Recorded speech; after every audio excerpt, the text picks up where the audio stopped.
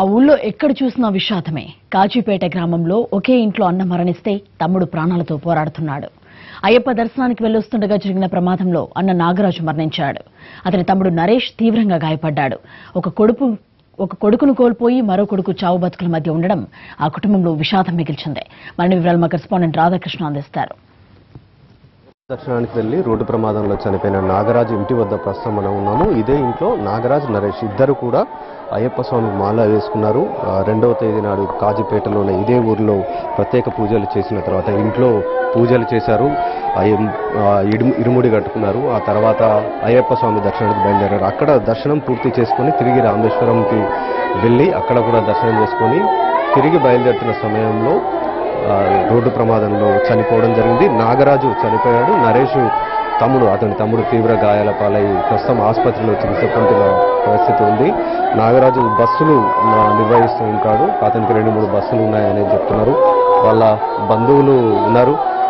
నాగరాజు ఏం చేస్తుండేవాడండి? ఏంటి? నాగరాజు ప్రైవేటు టీచర్గా చేస్తాడు సార్. ఆయన ప్రైవేట్ టీచర్గా చేస్తాడు నాగరాజు. ఈయన మన నాగరాజు డ్రైవర్స్, మళ్ళీ ఇవి వ్యాన్లు ఉన్నాయి, స్కూల్ బస్సెస్ ఉన్నాయి. నాగరాజుకు ఇంటి సంసారం మెయింటెనెన్స్ మొత్తం అయినది సార్.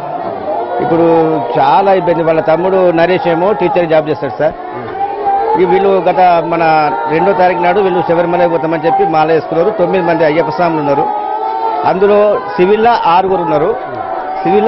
సార్. వాళ్ళు అందరు కలిసి 16 మంది ఇది తీసుకొని పోయారు. వెంగరు అది తీసుకుపోయిన తర్వాత దర్శనం చేసుకున్న తర్వాత తిరిగి వస్తుండగా మన మదురై దగ్గర అక్కడ యాక్సిడెంట్ అయిందని మాకు సమాచారం అంది సార్. అప్పుడే మేము హడావిడి చేస్తే మళ్ళీ గవర్నమెంట్ కూడా వాళ్ళు వెంబడే వాట్సాప్లో పెట్టి మాకు ఇన్ఫర్మేషన్ ఇచ్చారు. దాన్ని బట్టి ఇక్కడ చుట్టాలు, వాళ్ళ బంధువులు చాలా బాధగా ఉన్నారు సార్. వీళ్ళు ఏడ్చుడు తట్టుకోలేకపోతున్నాం. మేము గ్రామస్తులం కూడా చాలా బాధపడుతున్నాము. వీళ్ళను ఇమీడియట్లీ తమిళనాడు గవర్నమెంట్ ఏదైతుందో అది చర్య తీసుకొని వీళ్ళ స్వగృహాలకు పంపించాలని మేము కోరుతున్నాం సార్. అదేవిధంగా గవర్నమెంట్ కూడా వీళ్ళకి తగిన సహాయం చేసి మరి వాళ్ళకి ఏదైతే ఉన్నాయో ఉద్యోగ అవకాశాలు ఏదైనా ఉంటే కానీ నష్టపరిహారాలు కానీ వాళ్ళతో శాయశక్తిలా వీళ్ళకు అందరికీ అందించి మా యొక్క వీళ్ళ బాధలన్నీ తీర్చగలరని మేము ఈ యొక్క కుటుంబ సభ్యుల తరఫున మేము చెప్తున్నాం సార్. నాగరాజ్ తమ్ముడు నరేష్ కూడా ఉన్నాడు. అతనికి గాయాలయ్యాయి. అతనితో ఎవరైనా మాట్లాడారా? ఏం చెప్తున్నాడు?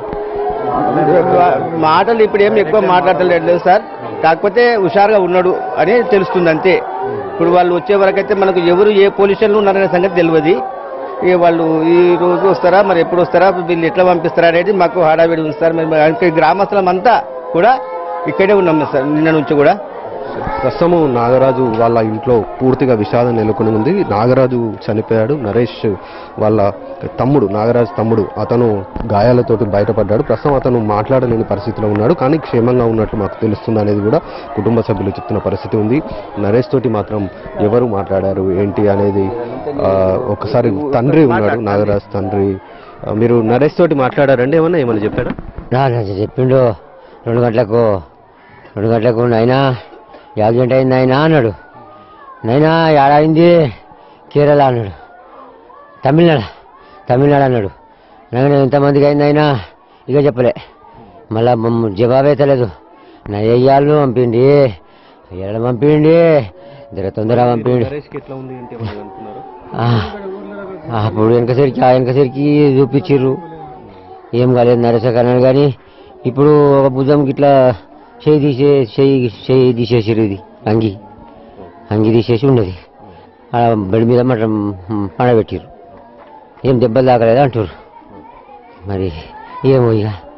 నరేష్కి ప్రస్తుతం ఆసుపత్రిలో ఉన్నాడు. అతను చికిత్స పొందుతున్న పరిస్థితి ఉంది. క్షేమంగా ఉన్నాడని తాము అనుకుంటున్నామనేది కూడా కుటుంబ సభ్యులు చెప్తున్నారు. మరొకవైపు చనిపోయిన వాళ్ళకందరికీ కూడా పోస్ట్మార్టం కొనసాగుతుంది. తర్వాత పోస్ట్మార్టం పూర్తయిన తర్వాత వాళ్ళని కాజీపేటకు తీసుకొచ్చేందుకు అవసరమైన ఏర్పాట్లు కూడా చేస్తున్నారు. ఒకసారి తండ్రి చెప్పాలనుకుంటున్నాడు. ఇక్కడ తొందరగా పంపిస్తే దెబ్బలో చూసుకుంటాము. నా అయ్యలను తొందరగా పంపిస్తే చాలు. తొందరగా అంటే వాళ్ళు తొందరగా పోస్ట్మార్టం పూర్తయిన తర్వాత ఇక్కడికి తీసుకొచ్చే విధంగా తొందరగా చర్యలు చేపట్టాలనేది కూడా కుటుంబ సభ్యులు కోరుతున్న పరిస్థితి ఉంది. మధ్యాహ్నం తర్వాత అక్కడి నుండి చనిపోయిన వాళ్ళ మృతదేహాలు బయలుదేరే అవకాశం కూడా కనబడుతుంది. కెమెరామెన్ యాదయ్తో రాధాకృష్ణ టీవీ కాజీపేట.